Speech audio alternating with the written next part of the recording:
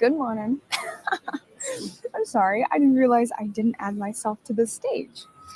Good morning, I'm Olivia. I'm in New York, and I was told that these headphones really work because I'm not kidding you. Every time I start this flourish, it's quiet, and then trucks start beeping and honking. But apparently you can't hear it. So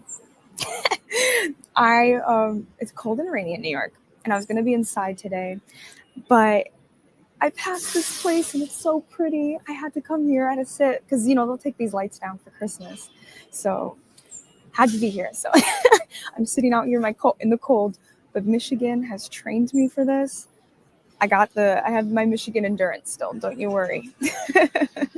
Also, I was sitting here and I noticed you can see the Louis Vuitton trunk, which I don't know if you guys have seen, but there's like a giant Louis Vuitton scaffolding that looks like a trunk in New York on 57th Street. And I actually work with the team that does that stuff. And I'm sitting here and I was like, oh, you can see it. So I can show you. It's like right up there. And then those two guys are watching us. But anyway, that's that. Okay. So I hope you had a wonderful weekend.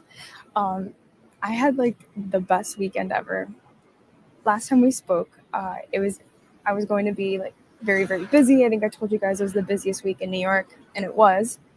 But throughout it all, I just kept trusting God, and I was like, God, if you want me to be there, I'm trusting on you to get me there, and I'm trusting you with the right words. And I was just so filled with like joy and happiness all week. And then this last weekend, I got to be on the Times Square Church production team for the Christmas special. And that was just so cool because I used to do, choir and do the Many Moods concerts and do orchestra. And you'd always have a Christmas concert. And it just I felt like I was a kid again. But I got to, get to worship God and get to put on a concert for God. So that was really cool. If you get to, check it out if you can.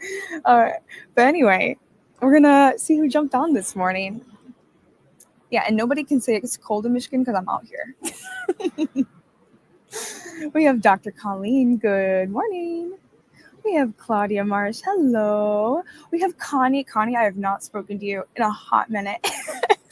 I hope you're doing well. I hope you're having the best Christmas time.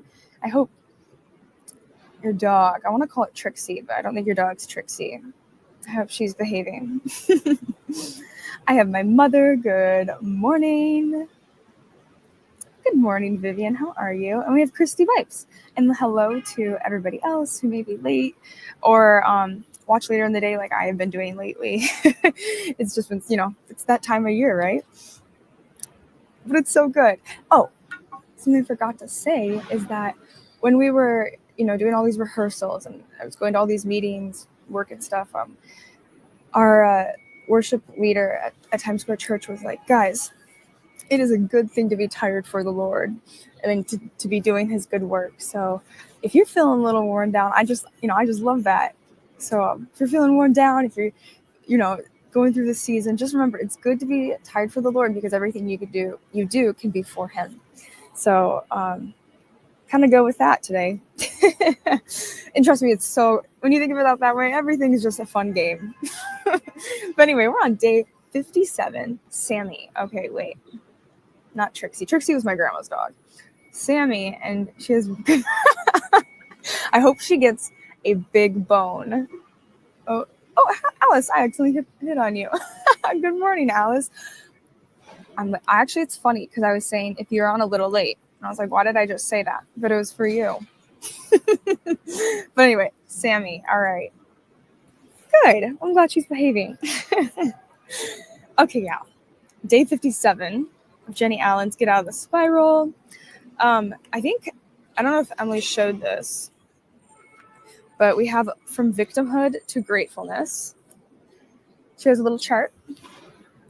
And it kind of goes, instead of going from like self-pity to I'm being a victim and complaining, and you put blame on other people in the relationships, and then the outcome of all of that thinking is unhappiness. Instead, this year, right now, we can be joyful for our circumstances, forgiving with our relationships, knowing that we also, are not perfect. Our behavior, we just give thanks for every single thing that we're in, and knowing that even if it's hard, God is going to use it. God's going to use it to grow us, and maybe there's some lessons in it. And your thoughts is, my circumstances are an opportunity to experience God. And your emotion is you're going to be happy and grateful. So that was that graph. I don't know. I'm sorry if Emily went through that on Friday. I can't remember, but I don't want to miss it. So maybe someone needed to hear that again. All right. Day 55, the contrast. If there's one thing that strikes me about the Apostle Paul, it's that he was thankful, so thankful. Despite all the crazy stuff he went through, he was thankful for his followers, his fellow believers, thankful for the diligence of his coworkers, and thankful for where he was stationed, even though it was cold, dark prison cell. The man was minding his mind. I can't help but be struck by contrast between Paul's and my mind some days. Paul has been in prison for preaching the gospel, yet despite this unjust treatment, he saw fit to give thanks. He saw fit to keep praying, and he kept ministering to keep striving alongside fellow believers for the hearts of men and women. What do we so often see fit to do? If we're honest, we complain. But we can shift our thinking. We can see life in a new way. If it's our work we're complaining about, for example, we can change how we view work. We can see our coworkers with fresh eyes, forge a real relationship with them, and watch for ways to care for and serve for them. We can interact differently with people we encounter, seeing them not as strangers, but as real people with real stories who might need real grace. And we can use our commute time to pray. A friend of mine resented her job, but after she tried these new practices for a month, she told me that she no longer despised it. In fact, she loved it. Instead of fixating on the unfairness of our circumstance and stewing over how she deserved something better, she began to see her less than fulfilling job as an opportunity to advance the kingdom of God. God had set her in a strategic place to love others, and now she's excited to be a part of his plan. Instead of looking for things to complain about, my friend was looking for reasons to give thanks. And she didn't know at the time, but she was doing herself far greater favors than merely ensuring a more pleasant workday. She was rewiring her brain by choosing gratitude, and she was allowing God to remake her body and mind. That's what gratitude does for us. It snaps us out of a lie. I'm a victim to my circumstance, and the truth is, my circumstances provide opportunities to experience the goodness of God. You can choose to be grateful, and like Paul and my friend did, you can shift the spiral of victimhood into something wonderful. Y'all, that was good. Jenny Allen's always good. What are we kidding? Yeah, I had a thought when she was saying that or reading that out, is that don't work against God. God has you right where he wants you. I don't want to work against God. It creates that friction. The moment you just surrender and give it to God and be like, Lord, if you want me to be there, if you want me to be here, if you put these desires on my heart over here, you want me to get through Christmas with my crazy family or whatever, that's not at you, Mom. Then, get me there, get me through it. So anyway, all right, we're going to meditate on Philippians 1:3-5. And it's, I thank God in all my remembrance of you, always in every prayer of mine, for you are all making my prayer with joy, because of your partnership in the gospel from the first day until now. And so we're going to rewire the spiral. When I choose gratefulness, I stop the spiral of victimhood. So we're going to go in a little prayer. God, I want to try a new way of thinking. Remake me and help me rise above my circumstances today, Lord, and just show us where you need us. I pray for our little flourish flowers to have a grateful heart today, and that we just get to experience this beautiful season of your birth. It's your birthday, and we're celebrating that because you came into the world for us and you loved every single one of us. And I mean, there's nothing more we can ask for, really. That is it. Drop the mic. Ooh. All right, y'all. I have a coffee to pick up. I told myself I'm going to sit outside. I get a nice coffee. But there's a little coffee. It's not this coffee shop. I just thought I'd show you.